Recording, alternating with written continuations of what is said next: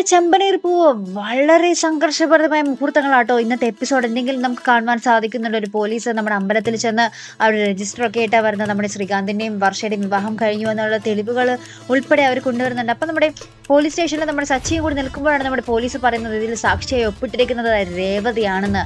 അതോടുകൂടി എൻ്റെ പൊന്നോ, നമ്മുടെ രേവതിയെ നമ്മുടെ പോലീസ് സ്റ്റേഷനിൽ നിന്ന് നമ്മുടെ സച്ചി അടിച്ചിറക്കുന്നുണ്ട്. എന്നെയും അച്ഛനെയും ചതിച്ച നീ ഇനി എൻ്റെ കൺമുമ്പിൽ വന്നു പോകരുത് എന്നൊക്കെ പറഞ്ഞ് ഭയങ്കര ഡയലോഗ് അടിക്കുന്നുണ്ട്. അപ്പുറത്താണെങ്കിലും മധുവിധു ആഘോഷിക്കുന്ന ശ്രീകാന്തും വർഷയും.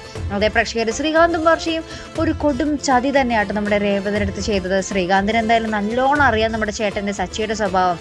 ഇതിലെ രേവതിയാണ് കൂട്ടുന്നതെന്ന് അറിഞ്ഞാൽ തങ്ങളുടെ കുടുംബത്തെ ചതിച്ച രേവതിയെ സച്ചി ഒരിക്കലും അംഗീകരിക്കില്ല. അത്രയും അറിഞ്ഞിട്ട് പോലും നമ്മുടെ ശ്രീകാന്ത് സ്വന്തം സുഖത്തിനും ജീവിതത്തിനും വേണ്ടി നമ്മുടെ രേവതിയുടെ ആ ഒരു ജീവിതം ബലി കൊടുക്കുക തന്നെയായിരുന്നു ചെയ്തത്. നമ്മുടെ ശ്രീകാന്ത് ഭയങ്കര കൊടുംചതി തന്നെ ചെയ്തു പോയത്.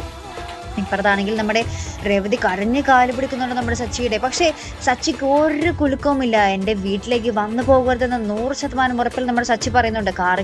കാറിൽ ഇങ്ങനെ സച്ചി ഇങ്ങനെ കയറി കഴിഞ്ഞ് നമ്മുടെ രേവതി ഇങ്ങനെ കയറാൻ പോകുമ്പോൾ കാറ് സ്പീഡിൽ നമ്മുടെ സച്ചി എടുത്തോട്ട് പോവുകയും നമ്മുടെ കാറിൻ്റെ പുറകെ രേവതി ഓടുകയും രേവതി അവിടെ ഇരുന്ന് പൊട്ടി കരയുന്ന ദൃശ്യങ്ങളാണ് പ്രേക്ഷകരെ നമുക്ക് ഇന്നത്തെ പ്രൊമോയിൽ കാണുവാൻ സാധിക്കുന്നത്. അതിനുശേഷം അതിനിടയിലുണ്ടല്ലോ നമ്മുടെ രവീന്ദ്രൻ നമ്മുടെ ജയിലിനുള്ളിൽ കിടക്കുവാണല്ലോ അദ്ദേഹം.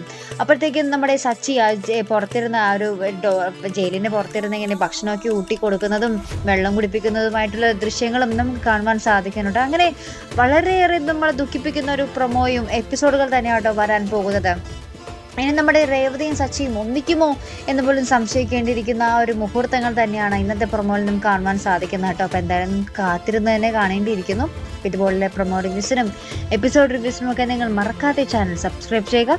അടുത്തൊരു വീഡിയോയുമായി വരുന്നത് വരയ്ക്കും ഗുഡ് ബൈ.